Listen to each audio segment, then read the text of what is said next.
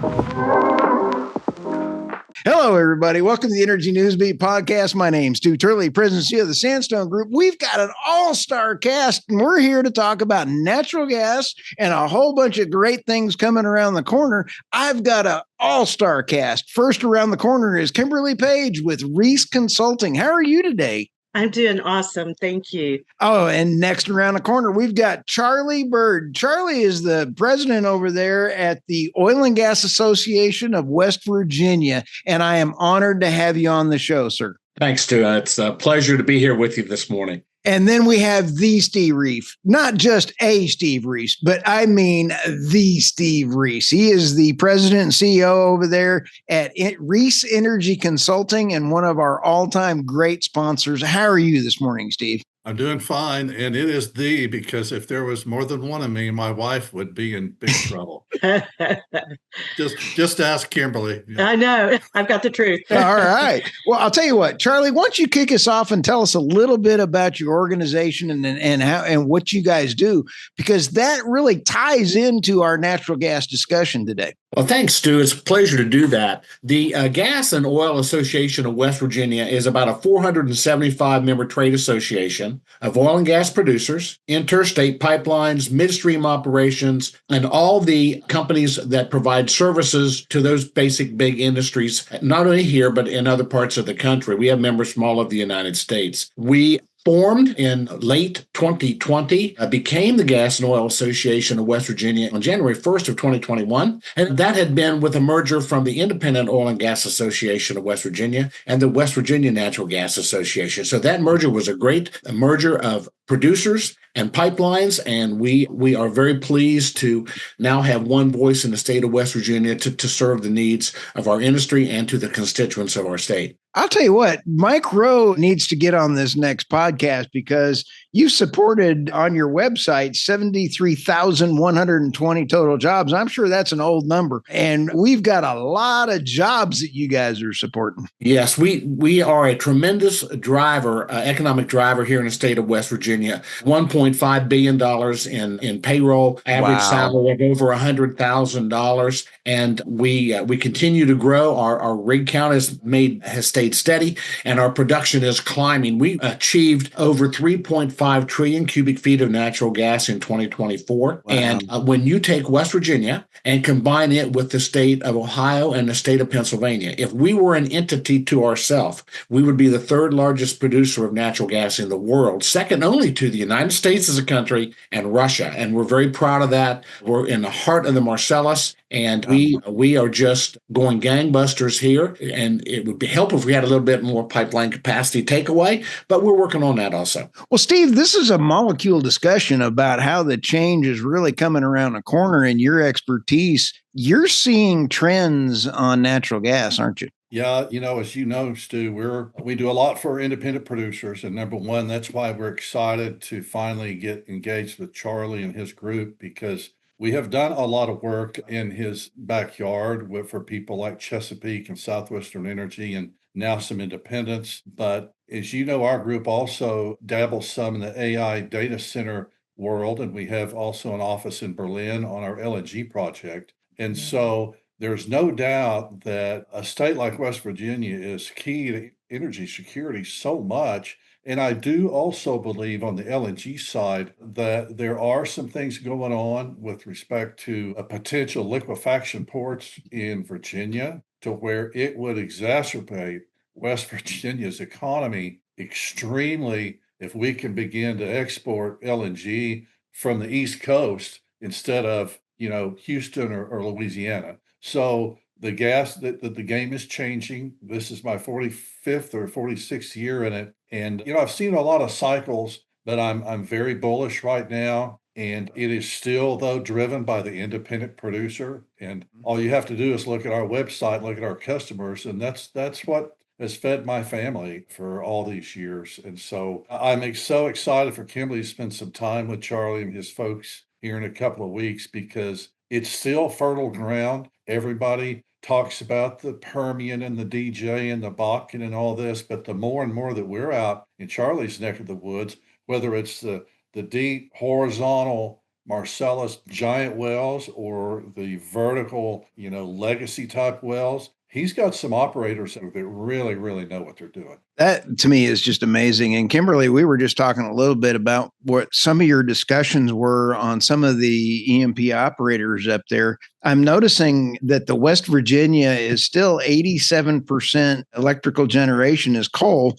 And thank goodness that we've got a administration that is supporting that. But the amount of growth that you're seeing up there, Kimberly, in the pipelines and your E&P, great E&P operators up there, Steve just brought up a huge point. And that is exporting out of that area and those export facilities up there. What are you seeing up there? Steve actually took the words out of my mouth. We talked about that in the sense of what the potential is for West Virginia. And so us getting a bigger footprint there is the ultimate goal. And it's because of stuff like that, stuff that in the future we see as very positive. Charlie, what are some of the things that what are the hot buttons that your members are saying right now? Well, I'll tell you, we have a very diverse membership, but from a producer perspective, obviously, one of the change of leadership in Washington D.C. has benefited this industry to regions kind of unknown and really remarkable in a sense, because this new administration is very bullish on natural gas production,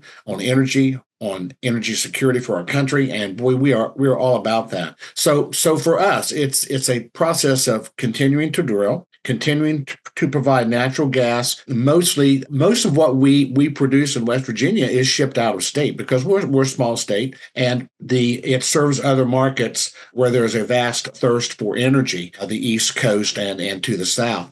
So this new administration, we're certainly anxious to see if they can orchestrate expedited pipeline permitting. Oh, yeah. That would be very, very good for us. And also, electrons is going to be the new currency of economic development in this country. Those areas that have electrons will get the projects, so that you cannot underscore boldly enough that the key to success here will be power production, natural gas power production, and being able to provide electrons to all the AI and data centers and such as will be developed in the next few years in the United States. Oh, Charlie, you got some big points in there. And I'll tell you, our great Secretary of Energy, Chris Wright, is one cool cat. And when they put out a report, Steve, I believe it was last week. And in that report, they basically said, here's our problems. Oh, by the way, we know there's a problem with the grid coming around the corner. They have 22 gigawatts of nuclear and natural gas ready to go.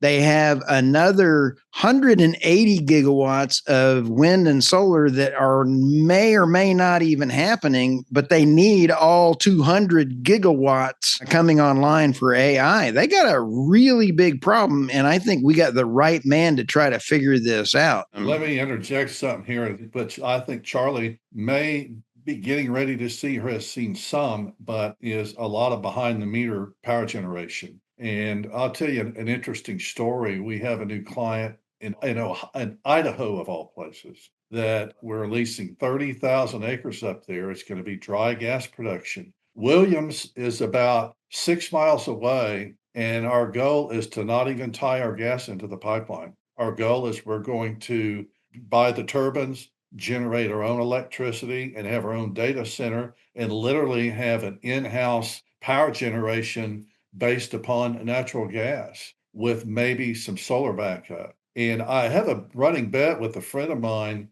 that I think that within the next 2 years, Microsoft will be filing drilling permits somewhere.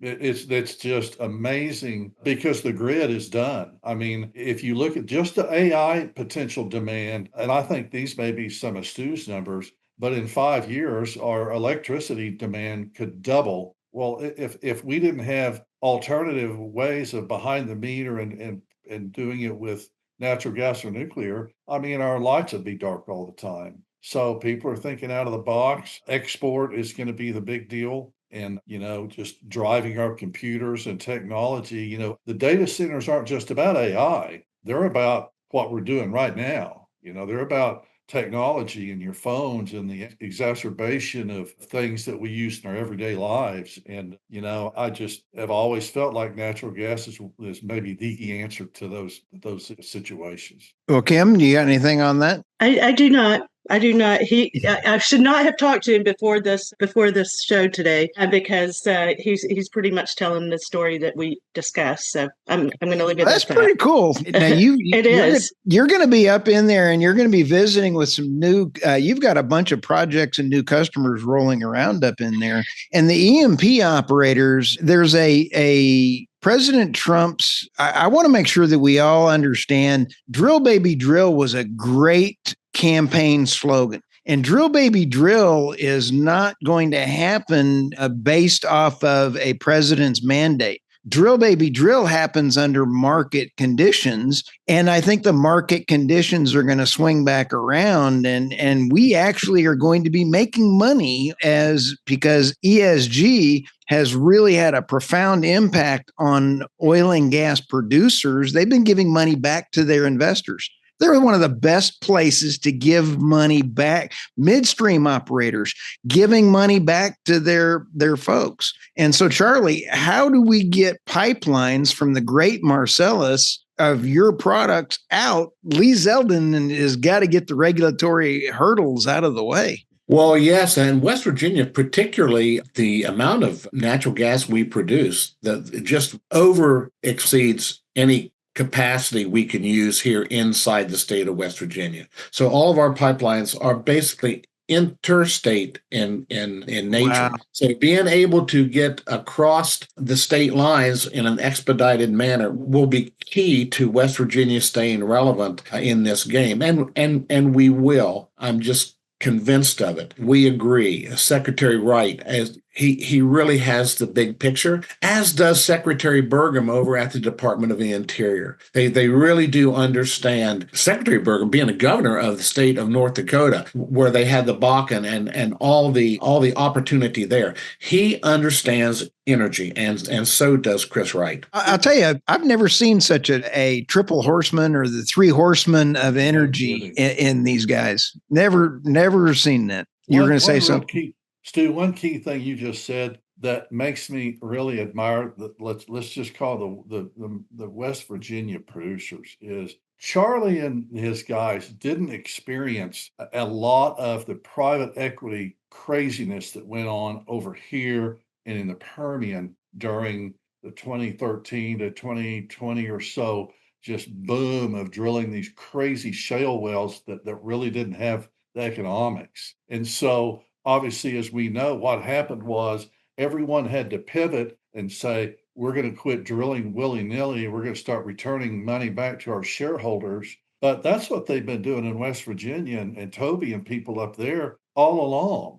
because they didn't have a lot of this funny money, 30% cost of capital private equity money, run by a bunch of, 20-year-olds that were accountants. And so once we started doing some stuff in West Virginia about 3 or 4 years ago, I began to get excited because it's the ones you're dealing with out there were prudent. I mean, we've audited even the big Majorsville facilities and all of those. And we're excited now to kind of jump in with both feet and start spending some time there. And it seems like, I think we'll confirm that the folks in that part of the country do things the right way. That's pretty cool. I tell you, I got really intrigued by your statement, Charlie, on the exports and getting the pipelines to market. If we are going to achieve energy dominance with Chris Wright and President Trump being able to say we have to be energy dominant, well, President Trump has been right about the tariffs. I just wrote a nice article on that.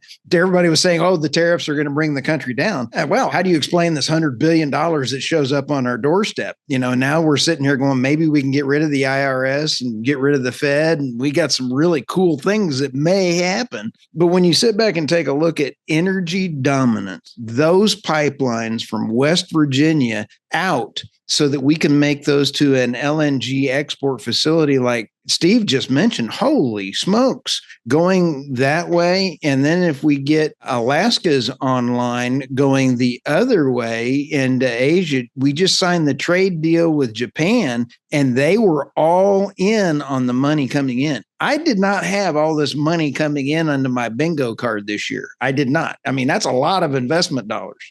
Stu, I'll just say this. I guess I've always been a fan of how President Trump is always thinking 3 steps ahead of where he's talking. And I mean that when he makes a statement, okay, that's statement A, but he's already thinking statement B, C, D, E, and F because his mind, I believe, works that way. I've never met him. I would love to. But when you look at West Virginia, we have EQ, largest producer of natural gas in the country. We have Antero Resources, largest producer, over 1 trillion cubic feet in West Virginia. We have Expand Energy, which is a Southwestern Chesapeake merger. And then you add on Northeast Natural, you add in Arsenal Resources, HG Energy, CNX. I mean, I know I'm going to forget somebody. I'm going to punch myself on the side of the head when we're done. But these are the best of the best producers. And I'll tell you, when Toby Rice walks into a room and speaks on the industry, a hush comes over the room. He really understands what he's talking about. And one of his big things that he advocates for is LNG. And let's get him and you on a podcast together, because now Nick over at CNX is phenomenal. I have thoroughly enjoyed my podcast with Nick, and that went bonkers. That man is truly not only a industry leader, he's a true thought leader, and his book was phenomenal. So I truly loved Nick over there as the CEO. You got great people. CNX is just CNX, EQT, and Antero. They're all innovators in what they do. They've had to be. And when we look at the state of West Virginia and how they allocate monies on projects for economic development, guys, oil and gas guys don't ask for money. They do this. No. They do this with funds generated internally. There's no handout from government to do what we do. And I think that really sets us aside from others. Charlie, that's a brilliant point. I've also noticed the amount of subsidies to wind farms that was in the big, beautiful bill to wind and solar. We've now had $40 billion worth of wind and solar canceled. It's like, holy smokes. That you were about to say something, Steve, before I cut you off? No, I was saying the renewables thing, me, I will tease and kind of debate some of those guys from time to time in the public square, but there are places for them that they work and can be amenable. But what happened, the public said we're done being these things forced down our throats, just like Germany. And Charlie, as Stu knows, we have a German entity that we are fundraising on, that Toby has been involved somewhat in it. And we're going to own our own liquefaction. We've signed end-user agreements in Germany and Poland already because they got wind stuffed down their throat for 5 years, and their electricity prices tripled. And I think people here are going, we've spent billions and trillions of dollars on all of these renewables, and nothing has changed. Fossil fuels still drive 82% of the demand in the world. It went from 83 to 82, and we've spent trillions of dollars. So, but back to our point, West Virginia is definitely a key. And when we first went up there and doing some work for Southwestern, I was amazed at the volumetrics of some of these Marcellus wells. They make us in the mid-continent look like that, we're like on the A team. So kudos to those guys. They do a great job. Is there a lot of Bitcoin mining coming off of a lot of stranded wells till they get a pipeline there, Charlie? Is that something that the E&P operators are able to do, is stick a natural gas, their own generator there on a well and then do Bitcoin mining and that kind of thing? I was just asking because I do not know that market. Stu, I'm going to be honest with you, tell you, I don't track that probably as closely as I should. I have other things that I do, but my sense is no, there's not a tremendous amount of Bitcoin operation here. I remember the first time I really kind of got into that, I got a call from a company that says, we'd like to have some of your associated gas. I'm going, associated gas. Well, we don't have so much associated gas like they do where they pumped out and sold. Yeah, we put it in a pipe and we sell it because we only produce about 14 million barrels of oil. So it's not like we flare gas to get to the oil. We are a natural gas producing state, well more than oil. So Bitcoin, I am not your expert on that at all, but stranded production and that sort of thing, no, not too much. Because what's odd is of our 3.5 trillion cubic feet of natural gas we produce, about 95% of that comes from 5,700 horizontal wells. That directly goes back to Stu's point about how prolific these wells are. 3.5 trillion, 96% of that from 5,700 wells. And the other 58,000 wells produce the other 5 or 6%.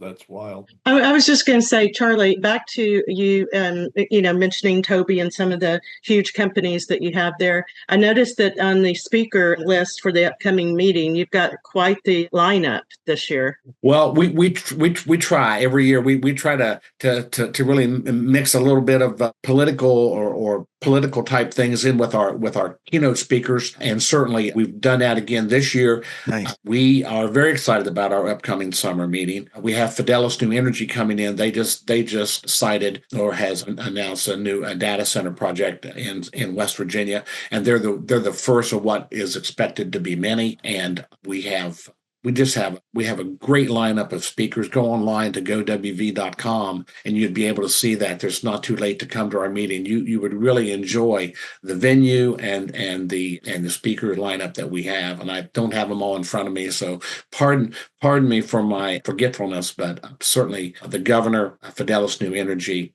our Attorney General, J.B. McCuskey, who has been a leader in his ability to coordinate with other AGs around the country to fight off these atrocious kind of things that are going on that would put an end to natural gas or to fossil fuel energy. And we just can't have that. And so we have great leaders coming, and we're excited. 350 or 400 attendees. Nice. And at the beautiful Greenbrier, which is a 5-star resort here in West Virginia. It's kind of a real jewel in the rough, but we're looking forward to our meeting August 3rd through 5th. You've got a nice list. I'm sitting here looking at your list. That's a heck of a list you got. That was my point. Like, it really is. He's being a bit humble. I will be honest. I have a great meeting planner and administrative services in our organization. She handles all of that, and she never stops. And so what I do is I've learned over my 23 years with her, just stay out of the way and let her take care of it. And she'll make us all look good. But Lori Miller Smith's a key to our summer meeting success, our meeting success. I understand that. And the reason Kimberly has a big smile is she just realized she's going to go spend and get paid to go hang out at the Greenbrier for 2 days.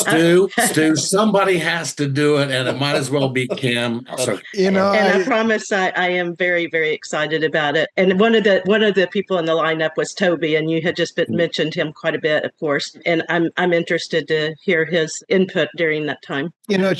You said when Toby speaks, people listen. Yes. It's the same way with Secretary Chris Wright. When he speaks, I'm over there taking notes because the man never stops. Neither does Toby Wright. Neither does Nick. Neither do all your great companies up there. You got a who's who going along on here. That's something to be proud of. Oh, there's no question. We have some of the finest producer operators in the country working right here in the Marcellus and the Utica Shales here in West Virginia, and also in southwestern Pennsylvania and northeastern Ohio. We're all just kind of one big happy group, and we all get along. We share information. We share meetings. We jointly collaborate to host meetings. And there's no the idea that there's competition between the states is really not true. I don't know if the producers compete. I don't think so. Maybe for leaseholds, but from an association standpoint, no, we're tied very closely with the Marcellus Shale Coalition, the Pennsylvania Independents, the Ohio Oil and Gas Group, and even the Kentucky Oil and Gas Association. We're very much work together in all those regards. Well, I'll tell you what. If I said that about Oklahoma and Texas, I would be lying. Here it goes. The last time we did a horns down, we got a 15-yard penalty, but still won the game. So I knew I liked Charlie for some reason. I don't know what it was. The other part of our meeting that we're going to be pretty excited about is we have Congresswoman Carol Miller coming, and she has been a real advocate for us over in Washington, D.C., as has our two senators, Shelley Moore Capito and Jim Justice. And while Senator Justice plans to be there, the Capito family they're on a kind of a sabbatical, maybe a family vacation. So Shelley won't be able to be there, nor will Riley Moore be able to be there either. So, and they're related, of course, but I think both will provide a video message for our meeting. And we're looking forward to that. We're hoping maybe getting some conflicts now with some of our speakers, and there may be a little shuffling in them, but there always is. But we weather that storm every year. And our governor will be there. Governor Morrissey will be there. And he is a huge advocate for natural gas in the state. Well, that's great.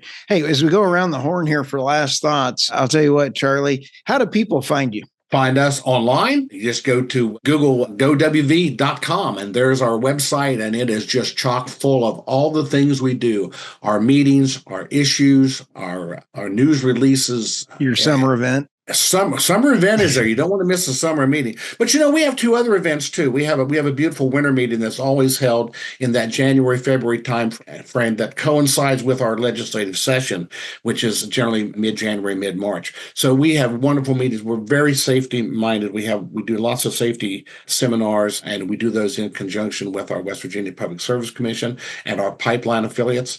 And we're very excited about that. And then we do a tax seminar every year. So we try to keep our members informed in a dozen different ways. I was on the phone earlier this morning on some environmental issues with stormwater construction, and so my I have no 2 days that are the same, and so that's what makes my job so much fun. And they say you don't work when you love what you do. So I've never really worked. I love every day of what I do for the association and for the industry. How cool is that? All right, Steve, what do you got going on? Well, we're doing well. The good Lord has continued to bless our companies, and we're getting ready to. I'll want to do another show with you soon. We're getting ready to roll out a new program. We do a lot of midstream auditing of pipeline and midstream operators, and that's why we spend a lot of time in Charlie's neighborhood. But we're getting ready to do auditing, energy auditing in total, real estate. Wow. Large buildings, anybody that has a light switch, and we're going to get in the electric side along with the gas side. So we're getting ready to kind of roll that out with the press release and some other things. But cool. We're excited that the gas business is back where it should be. As I've always said, it's affordable and U.S. made and ubiquitous, and it's just a great product. And so my staff has continued to carry the ball during. I've had, as I've had some health problems, but I'm doing fine. And so we're just anxious really today to hook up with Charlie and to kind of see if we can expand our footprint in West Virginia. Sounds great. And Kimberly, what do you got going on? Nothing, just, painting my nails over here. No, I'm kidding. Super. I'm like Charlie. It doesn't feel like a job. It almost feels like a family. I love getting into anything Steve throws over my way. I'm excited to break additional ground in West Virginia, and to be at the meeting next week and meet a lot of the people for the first time for me. So we're happy to be new members of the organization. I think the other thing is, just as Steve said, he's constantly looking and trying to figure out some of our next moves, being very strategic about what we're doing, and letting me be a part of all of that is a blessing. So I'm a happy camper. That is pretty cool. Stu, may I make one more comment? Absolutely. Steve generated the thought that I can't let slip by, because while they're in state or when they come back to state, we want them to meet with WVU. West Virginia University has rolled out the absolute first midstream engineering program in the country. So we have an engineering program through our West Virginia University's Petroleum and Natural Gas Engineering Department. Yeah, Dr. Sam and Mary is heading that up. So we have the first midstream engineering program. And I would say to Kimberly, I believe Sam will be at our meeting. And the one thing I want to do is make sure that we get Kimberly in front of Sam and make that introduction with the university so that they can coordinate activities. And I'm sure that Steve and Kimberly will be able to assist Sam, and Sam we'll be able to assist them. That's awesome. And as Charlie may not know, we have a training company. We have courses on midstream and natural gas. I've taught off and on for 30 years, and they're online. We're getting ready to have a new partner there. And I appreciate that, Charlie. That's a great catch. You must get introduced to Sam and West Virginia University's engineering program. That is absolutely. I would say to show me Sam, you'll know what I'm talking about. I'll take care of that. I got to teach, or not teach, but I did a podcast over at OU with the director of their energy department at OU, and OU has a top-notch energy department. So it's cool that West Virginia is trying to get better than OU in their energy department by getting a pipeline midstream in there. I had to defend you, Steve. I had to defend your honor, right? Well, I was there in the 70s, and I have deleted all those pictures. There is a little bit of beer left in town, but not a lot. How fun. All right. With that, please like, subscribe, and share. And we will have all of Charlie's content and links in the show notes. We'll have Steve and Kimberly. For Stuart Turley, the president and CEO of the Sandstone Group, this is the Energy Newsbeat podcast. Have a great day.